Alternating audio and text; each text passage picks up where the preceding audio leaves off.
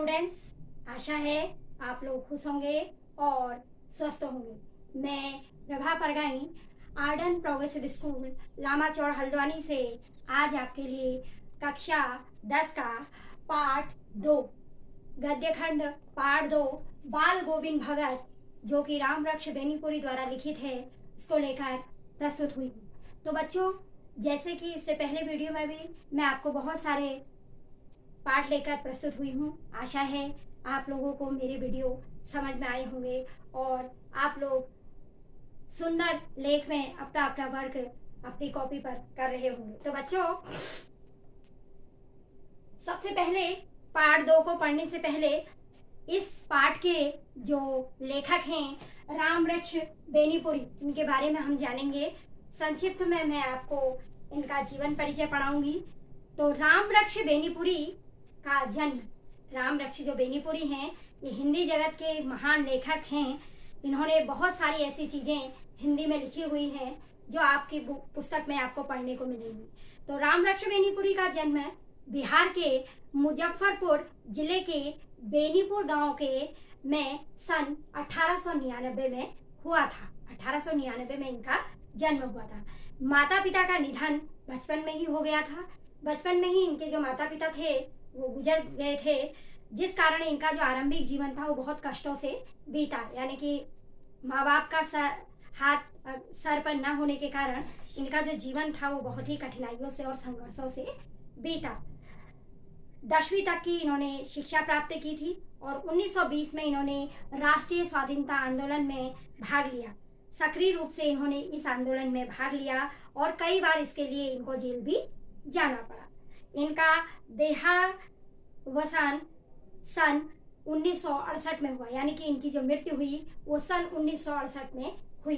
अब 15 वर्ष की अवस्था से ही रामरक्ष बेनीपुरी जी ने कई रचनाएं लिखनी शुरू की। 15 वर्ष की अवस्था, मात्र 15 वर्ष की अवस्था थी इनकी, तब से इन्होंने लिखना आरंभ किया और हिंदी जगत को बहुत सारी पत्र पत्रिकाएं इन्होंने दी, जिसमें इन्होंने तरुण भारत, किसान पत्र, बालक, युवक योगी, जनता, युगवाणी, बहुत सारी ऐसी पत्र पत्रिकाएं लिखी।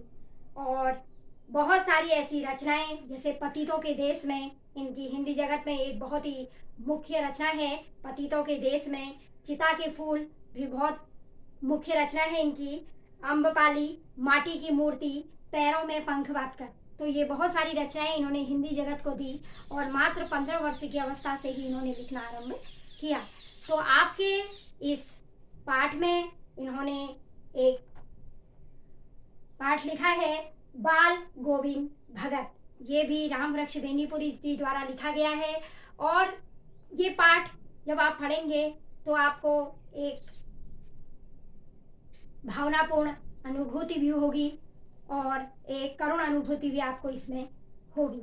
यानी कि बाल गोविंद भगत का एक रेखा चित्र है। बाल गोविंद भगत स्वयं एक चरित्र का नाम है, एक व्यक्ति का नाम है इसमें, जो एक सन्यासी हैं। और ऐसे सन्यासी नहीं कि मतलब साधु के भेष में वो रहते हैं, चंदन टीका लगाते हैं, ऐसे साधु वो नहीं हैं। जबकि आपको पता है कि हमारे देश में साधु संतों का बहुत ही सम्मान किया जाता है, लेकिन बाल गोविंद भगत एक अलग प्रकार के सन्यासी के रूप में यहाँ पर उनका रेखा चित्र है। तो इसमें लोक संस्कृति, सामूहिक चेतना का भी प्रतीक आपको इस पाठ में मिलेगा। यानी कि इसमें बाल गोविंद भगत ने कई ऐसी धार्मिक कुरीतियों को न मानकर बहुत सारी ऐसी चीज़ों को माना है जो हमारे समाज के लिए एक प्रेरणादायक सीख है। तो एक सन्यासी होते हुए भी वो किस तरह के सन्यासी हैं, कैसी उनकी सोच है, वो सारी चीज़ें आप इस पाठ में पढ़ेंगे। तो आप मेरे साथ अपनी बुक में पढ़ेंगे। मैं इस पाठ को आपका रीड करूंगी और आप भी मेरे साथ इस चैप्टर को पढ़ेंगे। बाल गोविंद भगत। बाल गोविंद भगत मंझोले कद के गोरे चिट्टे आदमी थे। एक बाल गोविंद भगत जिनके बारे में ये पाठ है, जो जिस चरित्र के बारे में इसमें आपको मुख्य रूप से जो चरित्र उजागर किया गया है बाल गोविंद भगत का, मंझोले कद के यानी कि छोटे कद के गोरे चिट्टे आदमी थे। 60 से ऊपर उनकी उम्र थी। बाल पक गए थे, यानी कि बाल सफ़ेद हो चुके थे। लंबी दाढ़ी या जटाजूट तो नहीं रखते थे, लेकिन किंतु हमेशा उनका चेहरा सफ़ेद बालों से ही जगमग किए रहता था। ज़्यादा लंबे बाल, ज़्यादा दाढ़ी वाड़ी वगैरह तो वो नहीं रखते थे, लेकिन उनके जो बाल थे वो हमेशा सफ़ेद रहते थे।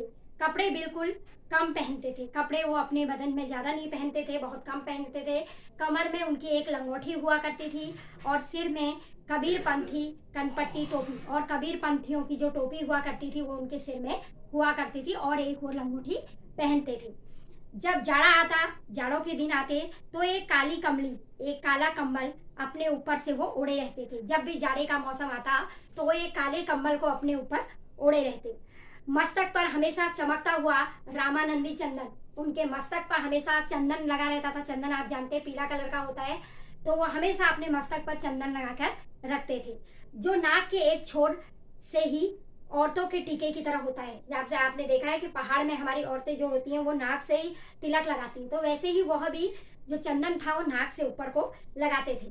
गले में तुलसी की जड़ों की एक बेडोल माला पहनते थे। उनके गले में हमेशा तुलसी की एक बेडोल माला होती थी, जो तुलसी के पत्तों की और उसकी बनी हुई होती थी। ऊपर की तस्वीर से यह नहीं माना जाएगा कि बाल गोविंद भगत साधु थे, लेकिन आप उनकी इस तस्वीर से यह नहीं समझ सकते हो कि वो एक साधु थे, क्योंकि उनका जो भेष था वो साधु की तरह नहीं लगता था। वो बिल्कुल एक सिंपल थे, एक सरल स्वभाव के व्यक्ति थे, बिल्कुल गृहस्थ, और एक गृहस्थ पूर्ण जीवन वो व्यतीत करते थे। गृहस्थी का पूरा काम वो जानते थे, करते थे।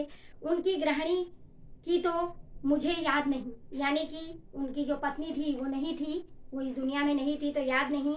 उनके बेटे और पोतोहू को तो मैंने देखा था। बेटे और पोतोहू जो थे, यानी कि रामरक्ष बेनीपुरी कह रहे हैं, लेखक स्वयं यहाँ पर बाल गोविंद भगत के बारे में बता रहे हैं। उनकी एक पोता और एक उनकी बहू थी। थोड़ी खेती बाड़ी भी थी, थोड़ी बहुत उन्होंने खेती बाड़ी भी कर रखी थी। एक अच्छा साफ सुथरा मकान उनका छोटा सा था, जिसमें एक छोटी सी खेती बाड़ी भी वो करते थे। किंतु खेती बाड़ी करते, परिवार रखते भी, बाल गोविंद भगत साधु से साधु थे, साधु की सब परिभाषाओं में खरे उतरने वाले थे। लेकिन बाल गोविंद भगत हमेशा एक साधु की तरह सोचते थे, और साधु की हर परिभाषा में वो खरे उतरते थे, क्योंकि साधु की तरह ही उनका जो रहन सहन था वो बिल्कुल साधुओं की तरह ही था। कबीर को साहब मानते थे, हमेशा कबीर को वो अपना गुरु मानते थे। उन्हीं के गीतों को गाते, उन्हीं के आदेशों पर चलते। हमेशा वो उनको गाने का बहुत शौक था, तो वो कबीर के ही सारे गानों को गाते थे। कबीर को साहब मानते थे, कबीर को ही हमेशा अपना गुरु मानते थे, और उन्हीं के गाने गाते। कभी भी झूठ नहीं बोलते। बाल गोविंद भगत के चरित्र की एक महान विशेषता यह थी कि वह कभी भी किसी से झूठ नहीं बोलते, खरा व्यवहार रखते, और उनका व्यवहार बिल्कुल खरा होता। जैसा व्यवहार उनके साथ होता उसी का वह खरा व्यवहार उनके साथ करते।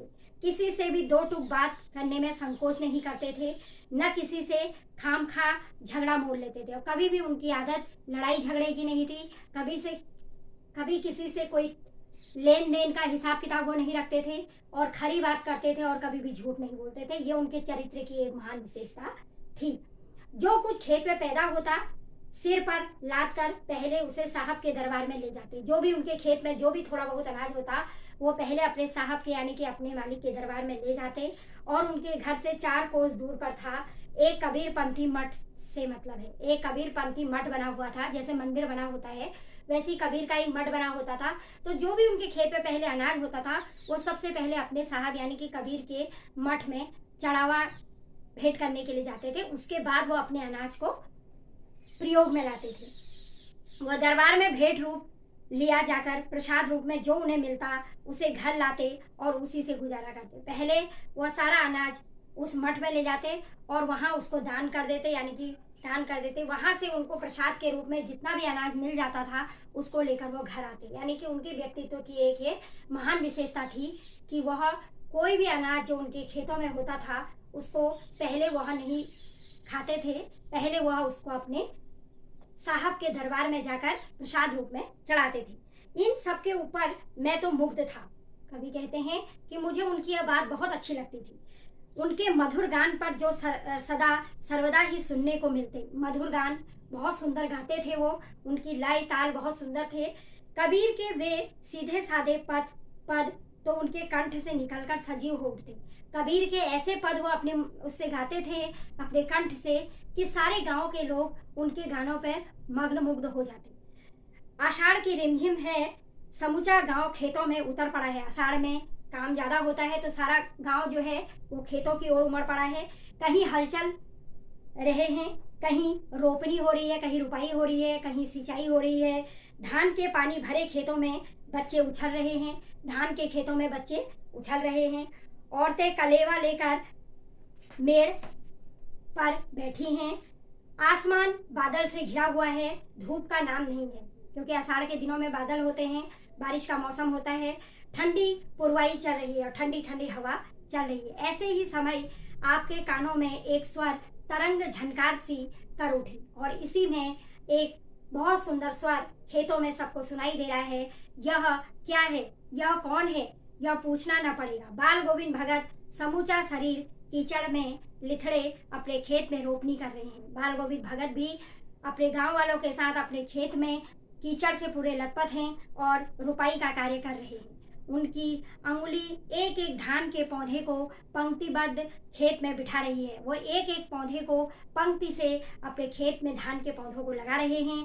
उनका कंठ एक एक शब्द को संगीत के जीने पर चढ़ाकर कुछ को ऊपर स्वर्ग की ओर भेज रहा है और उनका कंठ जो है वो बहुत सुंदर गाना गा रहा है। यानी कि वो गाना गाते हुए अपने खेत में काम भी कर रहे हैं और कबीर के जो पद हैं उनको बहुत सुंदर लय में गा भी रहे हैं, जिसको सारे गांव वाले बहुत ही उत्सुकता से सुन रहे हैं। और कुछ को इस पृथ्वी की मिट्टी पर खड़े लोगों के कानों की ओर बच्चे खेलते हुए झूम उठते हैं। उनके गाने सुनते ही सारे बच्चे झूम उठ रहे हैं।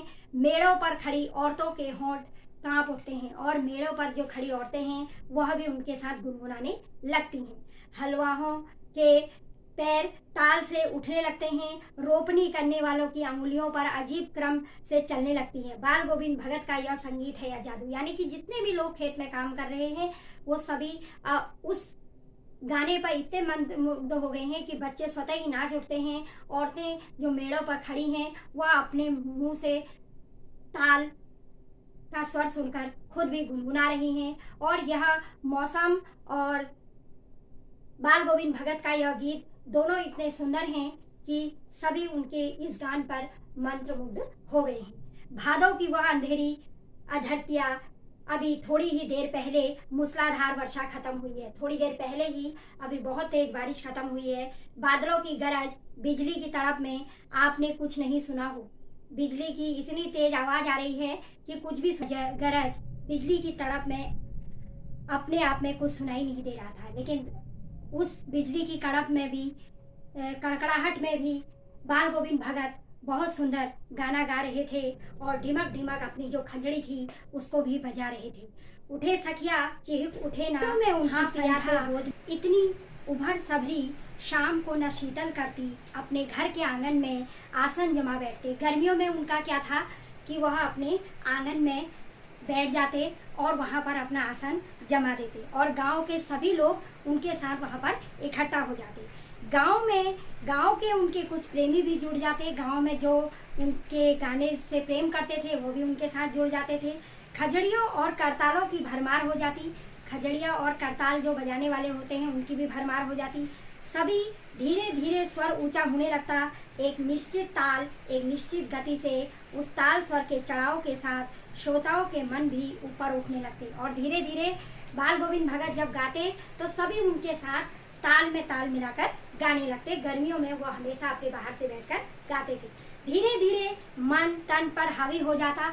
यानी कि जब हम गाते हैं तो अपने आप ही हमारा अंदर क्या होता है, हम झूमने लग जाते हैं और स्वयं हमारा मन क्या हो जाता है, नृत्य करने को हो जाता है। तो वैसे ही सभी लोग भाव विभोर हो जाते और खजड़ी लिए बाल गोविंद भगत नाच रहे होते और अपने आप ही बाल गोविंद भगत भी नाचने लग जाते। उनके साथ ही सबके तन मन भी नृत्यशील हो उठे और उनके साथ साथ सभी नृत्यशील हो उठते। सारा आंगन नृत्य और संगीत से ओत-पोत हो जाता। और गर्मियों के दिनों में जब बाहर वो लोग सब गाते थे तो सारा आंगन ऐसा लगता था जैसे पूरा दृश्य ही संगीतमय हो जाता और सभी मन से नृत्य करते और सभी उनके साथ बाल गोविंद भगत के साथ सभी डांस करने लगते, नृत्य करने लगते। तो इस तरह से सारा जो माहौल है वो संगीतमय हो जाता। बाल गोविंद भगत की संगीत साधना का चरम उत्कर्ष उस दिन देखा गया जिस दिन उनका बेटा मरा। एक दिन जो उनका बेटा था, क्योंकि उनका एक बेटा और एक बहू ही उनके साथ रहती थी, तो एक दिन अचानक एक ऐसी घटना घटी बाल गोविंद भगत के घर में कि उनका अचानक बेटा मर गया। यहीं से इस पाठ में एक मार्मिक दृश्य प्रस्तुत होता है। एकलौता बेटा, यानी कि उनका एक ही पुत्र था और एक ही उनकी पुत्रवधू थी, तो अचानक क्या हुआ, एक दिन वह मर गया। कुछ सुस्त और बोधा सा था, थोड़ा शारीरिक रूप से वह कमजोर था और सुस्त था और वह मर गया। किंतु इसी कारण बाल गोविंद भगत उसे भी मानते। उनकी समझ में ऐसे आदमियों पर ही ज्यादा नजर रखनी चाहिए या प्यार करना चाहिए क्योंकि यह निगरानी और मोहब्बत के ज्यादा हकदार होते हैं। यानी कि बाल गोविंद भगत जो थे वो उनसे बहुत ज्यादा प्रेम करते थे और कमजोर होने के साथ साथ वह अपने पुत्र से बहुत ज्यादा प्रेम करते थे। बड़ी साध से उसकी शादी कराई थी, बहुत ही मन से उन्होंने उसकी शादी कराई थी। पोतोहू बड़ी ही सुगम और सुशील मिली थी। उनकी जो पुत्रवधू थी यानी कि जो बहू थी वह बहुत ही अच्छी थी और बहुत ही सुशील थी। उसने उनका बेटा बीमार है इसकी खबर रखने की लोगों को कहाँ फुर्सत थी। उनका बेटा बीमार है कर लोगों को इसकी फुर्सत नहीं होती थी, मतलब पता करने की फुर्सत लोगों को नहीं होती थी। किंतु मौत तो अपनी और सबका ध्यान खींच लेती है। मतलब किसी को भी गांव में इस बात का पता तो था कि वो बीमार है, लेकिन ज्यादा लोगों को वक्त नहीं मिलता था उसको देखने जाने के लिए। तो लेकिन मौत एक ऐसी चीज होती है, दुख एक ऐसा चीज होता है जो सबको अपनी ओर खींच लेता है। तो जब उनका बेटा मरा, हमने सुना बाल गोविंद भगत का बेटा मर गया, यानी कि गांव में बात हो रही है कि हमने सुना कि गांव में जो बाल गोविंद भगत का एकलौता बेटा था वो मर गया। कौतूहलवश उनके घर गया। लेखक कह रहे हैं मैं बहुत कौतूहल, मतलब मुझे बहुत कौतूहल, आश्चर्य और उससे मैं उनके घर गया, देखकर दंग रह गया और मैं बहुत ही आश्चर्यचकित हो गया। बेटे को आंगन में एक चटाई पर लिटाकर एक सफेद कपड़े से ढक रखा था। उन्होंने अपने बेटे को बाहर आंगन में लिटाया हुआ था और एक सफेद कपड़ा उस पर ढक रखा था। वह कुछ फूल तो हमेशा ही रोपते रहते, फूल लाने की तो आदत पहले से ही बाल गोविंद भगत को थी। उन फूलों में से कुछ तोड़कर उस पर बिखरा दिए और जो फूल वो सवेरे पूजा के लिए लाते थे उन फूलों को उन्होंने अपने बेटे के ऊपर बिखराया था। फूल और तुलसी भी उन्होंने रखी थी। सिरहाने पर एक चिराग उन्होंने जला रखा था, यानी कि जब इंसान की मृत्यु होती है तो उसकी सैया पर एक दिया जलाया जाता है, तो उन्होंने भी उस पर दिया जलाया था। कुछ फूल और तुलसी वहां पर रखे थे और उसके सामने जमीन पर ही आसन जमाए गीत चले जा रहे थे और गाना गाए जा रहे थे। अपनी खजड़ी को उठाकर उसके आगे वह गाना गा रहे थे। वही पुराना स्वर, वही पुराना तल्लीनता, वैसा ही स्वर जैसा गांव वालों के साथ वो गाते थे, बिल्कुल उसी स्वर में वह भाव विभोर होकर अपने मृत बेटे के आसन पर बैठकर गाना गा रहे थे, जिसे गांव की स्त्रियां चुप कराने की कोशिश कर रही थी और घर की जो पोतोहू यानी कि जो बहू थी वो रोए जा रही थी। सारी स्त्रियां उसको चुप होने को कह रही थी, किंतु बाल गोविंद भगत गाए जा रहे थे। लेकिन बाल गोविंद भगत का एक चरित्र था कि चाहे दुख है सुख है वह हर समय एक जैसे ही रहते थे। तो लेकिन वह अपने भजनों को गाए जा रहे थे। हाँ, गाते गाते कभी कभी पोतोहू के नजदीक भी जाते, उसे रोने के बदले उत्सव मनाने को कहते, अपनी बहू से कहते कि रो मत, ये तो उत्सव मनाने का समय है। आत्मा परमात्मा के पास चली गई, यानी कि मेरे बेटे की जो आत्मा है वो भगवान में लीन हो गई है, अब वो भगवान के पास चला गया है, इसलिए रो मत। बाल गोविंद भगत ने अपने हृदय को इतना मजबूत बनाया था, इतना पक्का बनाया था कि वह अपने पोतोहू को बार बार यह समझा रहा था कि यह उत्सव मनाने का समय है, क्योंकि इंसान जब मरता है तो वह केवल शरीर को छोड़कर जाता है, आत्मा परमात्मा से मिल जाती है, यानी कि हमारी जो आत्मा होती है वो जिंदा रहती है, उसी आत्मा का परमात्मा से मिलन हो जाता है मरने के बाद। तो इसलिए यह उत्सव मनाने का समय है, रोने का नहीं। उसके बाद विरहिणी अपने प्रेमी से जा मिली। भला इससे बढ़कर आनंद की कौन सी बात है। मैं कभी कभी सोचता यह पागल तो नहीं हो गए। लेखक कह रहे हैं मुझे ऐसा लगता कभी कभी कि कहीं बाल गोविंद भगत पागल तो नहीं हो गए, किंतु नहीं, वह जो कुछ कह रहे थे उसमें उनका विश्वास बोल रहा था। लेकिन ऐसा नहीं था, क्योंकि वह जो भी कह रहे थे वह उनके अंदर का एक विश्वास था कि वास्तव में मरने के बाद हमारी आत्मा जो होती है वो ईश्वर में जाकर मिल जाती है, यानी कि भगवान से बढ़कर कुछ नहीं है। वह चरम विश्वास जो हमेशा ही मृत्यु पर विजय होता आया है, यानी कि मृत्यु हमेशा, चाहे कोई भी इंसान है, राजा है, रंक है, भिखारी है, कोई भी है, मरना एक दिन सबको है। बाल गोविंद भगत ने कहा कि एक दिन हर इंसान को मरना है। सिर्फ हमारी आत्मा क्या होती है, हमारा शरीर जो होता है वो मृत हो जाता है, लेकिन हमारी आत्मा क्या होती है, जिंदा रहती है। बेटे के क्रियाकर्म में तूल नहीं किया। उसके बाद बेटे की क्रियाकर्म हुई, पोतोहू से ही आग दिलाई उन्होंने अपनी पुत्र वधू से ही उसको आग दिलाई, जबकि उन्होंने उन पुरानी रूढ़ियों को न मानकर अपनी पुत्र वधू से ही अपने पुत्र को आग दिलवाई। किंतु जो ही श्राद्ध की अवधि पूरी हो गई, पोतोहू के भाई को बुलाकर उसके साथ कर दिया, यह आदेश देते हुए कि उसकी दूसरी शादी कर देना। मतलब अब आपको यहाँ पर इस पाठ में देखने को मिलेगा कि बाल गोविंद भगत ने किस प्रकार पुत्र को, जब 1 साल हो गया था, एक श्राद्ध की अवधि पूरी हो गई थी, तो उसके बाद उसके भाई को बुलाकर अपनी जो पुत्र वधू थे उसको उन्होंने उसके भाई के साथ मायके भेजने को कहा और कहा कि अभी यह बहुत छोटी है, इसकी शादी कर देना। तो यहाँ पर एक रूढ़िवादिता, एक अंधविश्वास को खत्म किया है उन्होंने, जबकि आपको पता है कि पहले से हमारे समाज में किसी भी विधवा स्त्री का दूसरा विवाह करना वर्जित था। लेकिन यहाँ पर एक पुराने व्यक्तित्व होते हुए भी बाल गोविंद भगत ने इस अंधविश्वास, इस रूढ़िवादिता का अंत किया और उन्होंने निस्वार्थ भाव से उसको उसके मायके भेजने का निर्णय किया कि इसकी दूसरी शादी कर देनी चाहिए। इधर पोतोहू रो रो कर कहती मैं चली जाऊंगी तो बुढ़ापे में कौन आपके लिए भोजन बनाएगा। लेकिन उनकी पुत्रवधू जो थी वो बहुत ही सरल स्वभाव की थी और वो हमेशा बाल गोविंद भगत का बहुत ध्यान रखती थी। तो उसको यह चिंता हुई कि अगर मैं यहाँ से चली गई, मैं दूसरी शादी कर ली मैंने, तो आपको भोजन कौन कराएगा, आपका ध्यान कौन रखेगा, बीमार पड़े तो कौन एक चुल्लू भर पानी आपको देगा, यानी कि 1 गिलास पानी भी आपको कौन देगा अगर आप बीमार पड़ गए।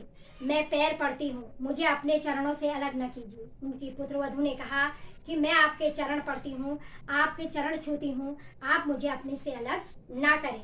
लेकिन भगत का निर्णय अटल था। लेकिन बाल गोविंद भगत ने यह निश्चय ले लिया था कि मेरी पुत्रवधू अभी छोटी है और इसका दूसरा विवाह करना जरूरी है, वरना पूरा जीवन यह ऐसे ही इसको काटना पड़ेगा। तू जा, नहीं तो मैं ही इस घर को छोड़कर चल दूंगा। उन्होंने अपनी पुत्रवधू से कहा तू यहाँ से चली जा, नहीं तो मैं स्वयं यहाँ से चला जाऊंगा।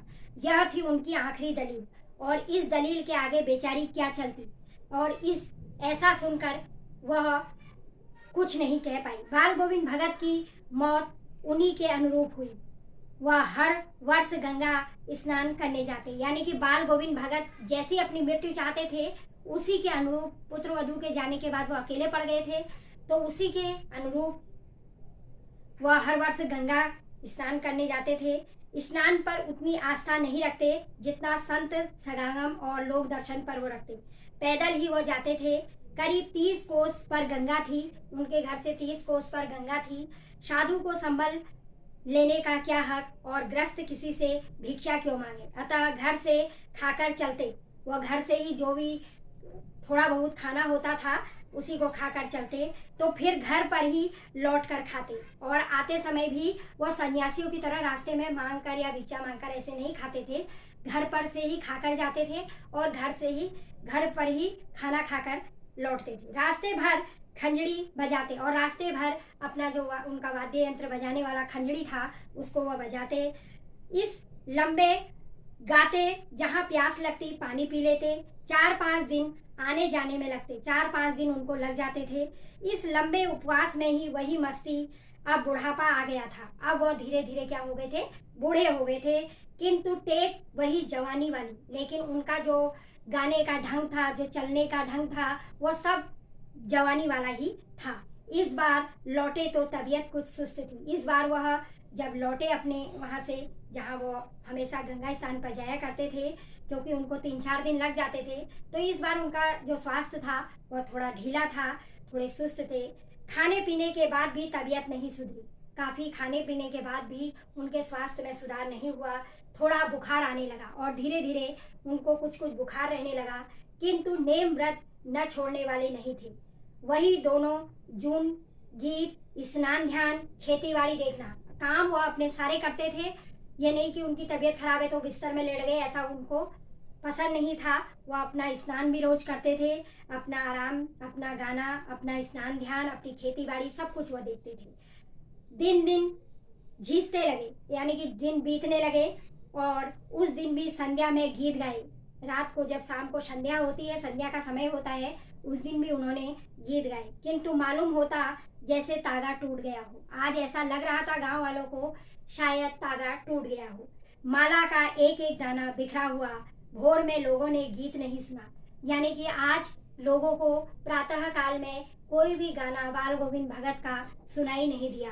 जाकर देखा तो बाल गोविंद भगत नहीं रहे, सिर्फ उनका पंजर पड़ा हुआ था। लेकिन आज जब गांव वालों ने वहां जाकर देखा तो बाल गोविंद भगत स्वयं इस दुनिया से जा चुके थे और उनका जो शरीर था वो मृत पड़ा हुआ था। तो बच्चों, आपने देखा कि कैसे बाल गोविंद भगत एक सन्यासी होते हुए भी पुरानी रीति रिवाज, पुराने धार्मिक जो बुराइयां हैं उनको न मानने के पक्ष में थे, और उन्होंने किस प्रकार अपने एकलौते बेटे की मृत्यु के बाद अपनी पुत्रवधू का दूसरा विवाह करवाया, उसको भेजा, और कैसे उनका जीवन, कैसे सारे गांव में उनके गानों से हलचल रहती थी। सब एक खुशमय और आनंदमय माहौल उनके गाने से रहता था। तो आपने देखा कि किस तरह बाल गोविंद का चरित्र यहाँ पर दिखाया गया है। उनका चरित्र एक सन्यासी का है। सन्यासी ऐसे नहीं कि एक सन्यासी का भेष धारण वो नहीं करते थे, लेकिन सन्यासी जैसे सारे कार्य वो करते थे। उनका चरित्र हमारे लिए एक शिक्षाप्रद है, जिससे हमें सीख लेनी चाहिए। हमें भी पुरानी रीति रिवाजों को नहीं मानकर अपने आगे के बारे में सोचना चाहिए, और अच्छा सोचना चाहिए, जो हमारे समाज के भी हित में हो और हमारी रूढ़िवादिता को खत्म करने वाला हो। तो इस तरह ये पाठ मैंने आपको पढ़ाया। इस पाठ में आपके कुछ शब्दार्थ हैं, वो मैं आपको यहाँ पर बताऊंगी। जैसे पहला शब्द आपको इसमें मिलेगा मंझोला। मंझोला मैंने अभी आपको बताया बहुत छोटा। मंझोला का अर्थ होता है बहुत छोटा। कमली, कमली भी मैंने अभी आपको पाठ को पढ़ते समय बताया। कमली का अर्थ होता है कम्बल। पतोहू, पुत्रवधू, पुत्र की स्त्री। रोपनी, धान की जब रुपाई होती है। कलेवा, सवेरे का जलपान, सवेरे जो आप नाश्ता करते हैं उसको कलेवा कहा जाता है। पुरवाई, पूरब की ओर से बहने वाली हवा। अधरतिया, आधी रात अधरतिया कहलाती है। लोही, प्रातः काल की लालिमा, जो आप सवेरे जब आप बाहर निकलते हैं तो उस टाइम एक हल्की लालिमा आप देखते हैं, उसे लोही कहा जाता है। कुहासा, कोहरा, आवृत, ढका हुआ, आच्छादित या किसी चीज से ढका हुआ। कुश, एक प्रकार की नुकीली घास होती है कुश। बोदा, कम बुद्धि वाला। संबल, सहारा। तो इस तरह आपके पाठ में ये कुछ शब्दार्थ हैं। इनके माध्यम से आपको पाठ को पढ़ने में आसानी होगी। आप अपने पाठ को एक बार फिर से रीड करेंगे और उसके बाद इसके जो शब्दार्थ हैं उनको पढ़ के आपको इस पाठ को पढ़ने में आसानी होगी। आपके इस पाठ में प्रश्नाभ्यास भी दिए गए हैं, जो मैं आपको पीपीटी के माध्यम से भेजूंगी। सबसे पहला प्रश्न इसमें दिया गया है, खेतीबाड़ी से जुड़े गृहस्थ बाल गोविंद भगत अपनी किन चारित्रिक विशेषताओं के कारण साधु कहलाते थे। तो मैंने आपको पाठ में पढ़ाया कि किस प्रकार वह साधु कहलाते थे। इसका जो उत्तर है वो आप लिखेंगे कि किस प्रकार बाल गोविंद भगत की चारित्रिक विशेषताएं इसमें उभर कर सामने आई हैं। दूसरा प्रश्न है इसमें, भगत की पुत्रवधू उन्हें अकेले क्यों नहीं छोड़ना चाहती थी। आपको पता है क्योंकि वो बहुत कमजोर थे, उनको उनके पुत्रवधू की उनकी चिंता थी कि कैसे ये खाना बनाएंगे, जब बीमार हो जाएंगे कौन इनको पानी देगा। तो ये सारी चीजें इसमें आएंगी। भगत ने, तीसरा प्रश्न है, भगत ने अपने बेटे की मृत्यु पर अपनी भावनाएं किस तरह व्यक्त की, ये भी मैंने अभी आपको पढ़ाया कि किस तरह बेटा उनका मर गया, उन्होंने बाहर से उसे रखा, लिटाया, एक सफ़ेद कपड़े से ढका, फूल उसके ऊपर बिछाए, उसके बाद वहाँ पर तुलसी एक दिया जलाया और वहाँ पर बैठकर वो गाना गाने लगे। तो इस तरह अपनी भावनाएं उन्होंने व्यक्त की। भगत के व्यक्तित्व और उसकी वेशभूषा का अपने शब्दों में आप चित्र प्रस्तुत करेंगे। आपने क्या क्या इसमें पढ़ा, कैसी उनकी वेशभूषा थी, मैंने आपको बताया कैसे कम्बल वो ओढ़ते थे और कबीरपंथी टोपी पहनते थे, मजले कद के थे। तो ये सारी चीज़ें आप इसके आंसर में लिखेंगे।